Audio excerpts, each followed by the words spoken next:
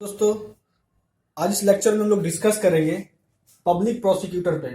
तो दोस्तों, video start करने से पहले प्लीज़ एक रिक्वेस्ट है कि आप मेरे चैनल को सब्सक्राइब करें और मेरे वीडियो को लाइक करें और ज़्यादा से ज़्यादा शेयर करें, क्योंकि लीगल अवेयरनेस बहुत ही आवश्यक है। तो चलिए दोस्तों, आज का लेक्चर स्टार्ट करते हैं।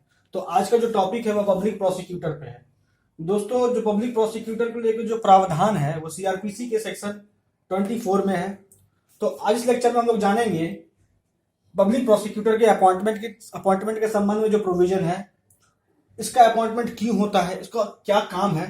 तो आज के इस लेक्चर में बेसिकली इस बात पे ही फोकस होगा और ये वीडियो जो है थोड़ा शॉर्ट होगा। तो हम लोग इस शॉर्ट वीडियो में हम लोग समझेंगे कि हर एक बेसिक पॉइंट पब्लिक प्रोसिक्यूटर के संबंध में। तो चलिए दोस्तों, स्टार्ट करते हैं। देखिए दोस्तों, जो पब्लिक प्रोसिक्यूटर है, जिसको हम लोग हिंदी में सरकारी वकील भी कहते हैं, उसका रोल कब आता है। तो आप यूं समझ लीजिए कि मानिए कि कोई एक्यूज्ड के अगेंस्ट एफआईआर हुआ और वो एफआईआर पे पुलिस इन्वेस्टिगेशन होने के बाद पुलिस अपना चार्जशीट फाइल की मजिस्ट्रेट को। अब जब मजिस्ट्रेट के पास केस चला गया तो वहां पे उस केस का मुकदमा कौन करेगा, ठीक है। तो यहां से स्टार्ट हो जाता है पब्लिक प्रोसिक्यूटर का रोल। तो उस केस का मुकदमा कौन करता है, तो पब्लिक प्रोसिक्यूटर करती है या फिर एडिशनल पब्लिक प्रोसिक्यूटर करती है। क्लियर। तो सबसे पहले जो पहला पॉइंट है कि जो पब्लिक प्रोसिक्यूटर है उसका अपॉइंटमेंट कौन करेगी, तो स्टेट गवर्नमेंट करती है या फिर सेंट्रल गवर्नमेंट करती है। हाईकोर्ट के लिए यहाँ पे सबसे पहला पॉइंट में क्या कहता है, हाईकोर्ट के लिए सेंट्रल गवर्नमेंट या स्टेट गवर्नमेंट अपॉइंट कर सकती है पब्लिक प्रोसिक्यूटर का। क्यों करेगी, प्रोसिक्यूशन के लिए या किसी अन्य प्रोसीडिंग के संबंध में या अपील के संबंध में हाईकोर्ट में, ठीक है। लेकिन ये हाईकोर्ट को लेके जब नियुक्ति का बात आता है पब्लिक प्रोसिक्यूटर का, तो सेंट्रल गवर्नमेंट हो या स्टेट गवर्नमेंट हो, जब वो अपने बिहाफ पे जब पब्लिक प्रोसिक्यूटर को अपॉइंट कर रही होगी प्रोसिक्यूशन को लेके हाईकोर्ट में, तो यहाँ पे हाईकोर्ट से कंसल्ट करना आवश्यक है, सेंट्रल गवर्नमेंट को भी या स्टेट गवर्नमेंट को भी। क्लियर। और दोस्तों, साथ ही साथ सेंट्रल गवर्नमेंट या स्टेट गवर्नमेंट हाईकोर्ट में या हाईकोर्ट के लिए एक या एक से अधिक एडिशनल पब्लिक प्रोसिक्यूटर का भी नियुक्ति कर सकती है, ठीक है। अब हम लोग आते हैं नेक्स्ट पॉइंट में। नेक्स्ट पॉइंट है कि सेंट्रल गवर्नमेंट जो है वो पब्लिक प्रोसिक्यूटर का नियुक्ति करेगी प्रोसिक्यूशन के संबंध में या प्रोसिक्यूशन करने को लेके, ठीक है, किसी डिस्ट्रिक्ट को लेके या किसी डिस्ट्रिक्ट में या लोकल एरिया को लेके। क्लियर। उसी प्रकार स्टेट गवर्नमेंट भी डिस्ट्रिक्ट को लेके, जो डिस्ट्रिक्ट में जो कोर्ट्स हैं, जो मजिस्ट्रेट कोर्ट्स हैं, उसको लेके पब्लिक प्रोसिक्यूटर का अपॉइंटमेंट करती है, ठीक है, प्रोसिक्यूशन करने को लेके, ठीक है। तो यहां पे एक चीज आप गौर कीजिए दोस्तों कि जब हम लोग बात की डिस्ट्रिक्ट को लेके, और डिस्ट्रिक्ट को लेके सेंट्रल गवर्नमेंट अपॉइंट कर रही है पब्लिक प्रोसिक्यूटर को, स्टेट गवर्नमेंट भी अपॉइंट कर सकती है पब्लिक प्रोसिक्यूटर को। डिस्ट्रिक्ट में जो कोर्ट्स हैं, मजिस्ट्रेट कोर्ट्स हैं, ठीक है, जो सेशन कोर्ट्स है, उसमें जो प्रोसिक्यूशन कंडक्ट होगा तो पब्लिक प्रोसिक्यूटर चाहिए उसको लेके, ठीक है। तो कहने का मतलब क्या है कि जब हाईकोर्ट का बात आया तो वहां पे सिर्फ एक ही पब्लिक प्रोसिक्यूटर का अपॉइंटमेंट हो रहा है, चाहे वो सेंट्रल गवर्नमेंट के द्वारा हो या चाहे वो स्टेट गवर्नमेंट के द्वारा हो। लेकिन जब डिस्ट्रिक्ट में जो कोर्ट्स है, जो मजिस्ट्रेट कोर्ट्स हैं, उसमें प्रोसिक्यूशन को लेकर जब पब्लिक प्रोसिक्यूटर का अपॉइंटमेंट का बात आ रहा है, तो यहाँ पे एक या एक से अधिक पब्लिक प्रोसिक्यूटर का भी अपॉइंटमेंट किया जा सकता है, ठीक है। हाईकोर्ट में एक से अधिक एडिशनल पब्लिक प्रोसिक्यूटर का अपॉइंटमेंट हो रहा है। क्लियर। अब आते हैं, बात करते हैं कि आखिर जो व्यक्ति है जिसका अपॉइंटमेंट होगा पब्लिक प्रोसिक्यूटर के तौर पे, वो कहां से होगा। तो इसके संबंध में डिस्ट्रिक्ट मजिस्ट्रेट जो है सेशन जज से कंसल्ट करके एक पैनल तैयार करती है। उस पैनल में जो भी नाम होगा, ठीक है, उस नाम के व्यक्ति को ही अपॉइंट किया जाएगा पब्लिक प्रोसिक्यूटर के तौर पे या फिर एडिशनल पब्लिक प्रोसिक्यूटर के तौर पे। क्लियर। और दोस्तों, एक पॉइंट नोट कीजिए यहां पे कि एक पब्लिक प्रोसिक्यूटर को किसी दो डिस्ट्रिक्ट के लिए भी अपॉइंट किया जा सकता है प्रोसिक्यूशन कंडक्ट करने को लेके। क्लियर। मतलब कि अगर कोई पब्लिक प्रोसिक्यूटर है पूर्णिया में जो मजिस्ट्रेट कोर्ट है उसका, तो वो किसी भागलपुर में जो मजिस्ट्रेट कोर्ट होगा उसका भी पब्लिक प्रोसिक्यूटर वो हो सकता है, चाहे वो सेंट्रल गवर्नमेंट का हो चाहे वो स्टेट गवर्नमेंट का हो। क्लियर। अब आते हैं जो हम लोग पॉइंट में थे कि उसी व्यक्ति का अपॉइंटमेंट होगा जिसका नाम उस पैनल में होगा, जिस पैनल को तैयार किया गया डीएम के द्वारा, ठीक है, किसकी सलाह के साथ, तो सेशन जज के सलाह के साथ। क्लियर। लेकिन जब स्टेट गवर्नमेंट को या सेंट्रल गवर्नमेंट को यह लगता है कि ऐसा कोई नाम नहीं है उस पैनल में जिसका अपॉइंटमेंट किया जाना चाहिए पब्लिक प्रोसिक्यूटर के तौर पे, तो वह क्या करेगी, वह स्टेट गवर्नमेंट, सेंट्रल गवर्नमेंट, ठीक है, वो उस पैनल में जो व्यक्ति का नाम है उस वहां से अपॉइंट नहीं करेगी किसी को।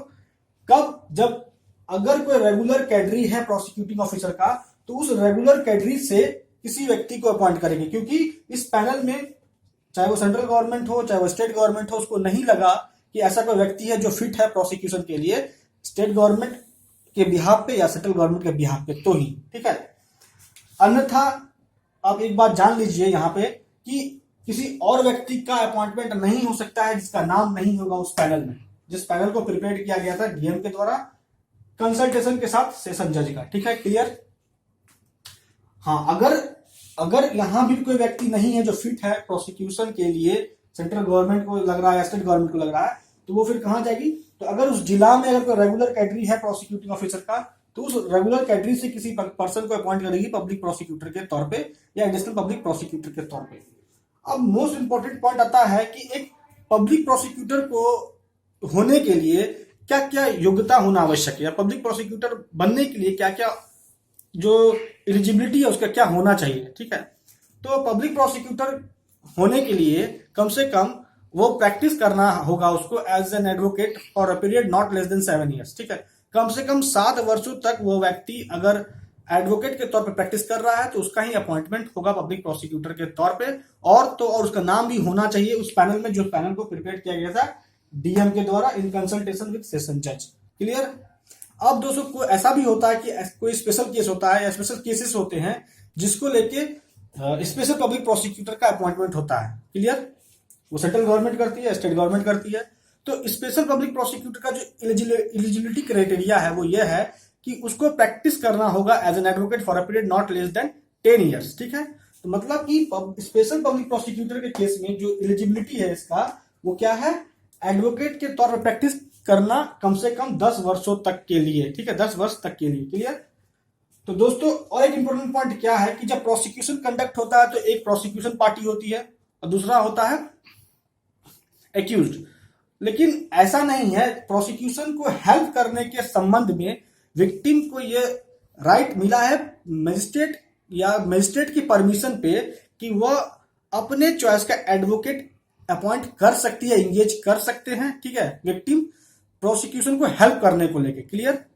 ये राइट नहीं है, ये जो परमिशन अगर विक्टिम को मिलता है कि अगर कोर्ट परमिट करती है, मजिस्ट्रेट कोर्ट अगर परमिट करती है विक्टिम को कि आप अनुमतित हो कि आप अपॉइंट कर सकते हो किसी एडवोकेट को अपने चॉइस का, अगर आप चाहते हो कि प्रोसिक्यूशन को और सहायता मिले तो, ठीक है, या पब्लिक प्रोसिक्यूटर को सहायता मिले तो इस संबंध में।